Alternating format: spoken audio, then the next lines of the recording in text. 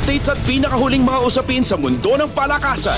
Atin ang pakinggan dito sa Ang Pilipinas Ngayon. Magandang araw, narito na po ang Sports Balita. Bigo ang pambato ng Pilipinas sa International Tennis Federation o ITF na si Alex Ayala kung saan natalo siya ni Ocean Dodin ng France 6-1, 7-5 sa W40 Petanque Finals sa Luxembourg.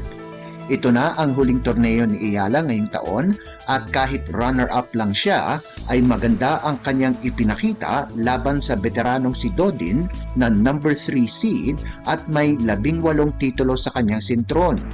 Muntik nang mabokya ang 18 anyos na si Ayala sa unang set pero bumawi sa second set subalit kinapos lang sa huli.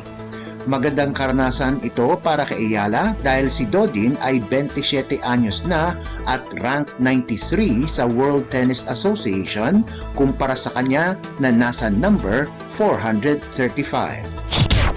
Updates at pinakahuling mga usapin sa mundo ng palakasan. Atin ang pakinggan dito sa Ang Pilipinas Ngayon.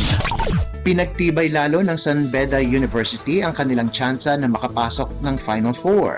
Tinalo ng Red Lions ang Lyceum of the Philippines University 74-56 sa pagpapatuloy ng NCAA Season 99 Men's Basketball Tournament na ginanap sa Phil Oil Eco Oil Center sa San Juan City. Nakapagtala ng career high si Yukian Andrada ng 26 na puntos kasama na ang 5 rebounds, 2 assists at 1 steal. Nag-ambag naman si Jacob Cortez ng 16 na puntos, 7 rebounds at 4 na assists. Kapag nanalo ang Jose Rizal University sa laro nila itong Miyerkules at nanalo muli ang San Beda laban sa Letran Knights sa Biyernes, halos sigurado ng pasok sila sa Final Four.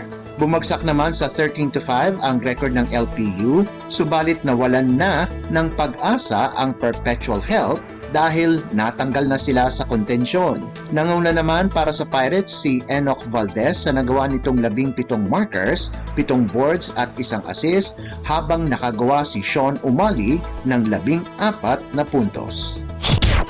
Updates at pinakahuling mga usapin sa mundo ng palakasan.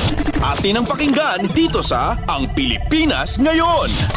Nakaligtas ang Cherry Tigo laban sa Signal sa isang 5-set na laban, 17-25, 25-19, 21-25, 25-22 at 16-14 sa 2023 Premier Volleyball League o PVL All-Filipino Conference na ginanap sa PhilSports Arena sa Pasig City.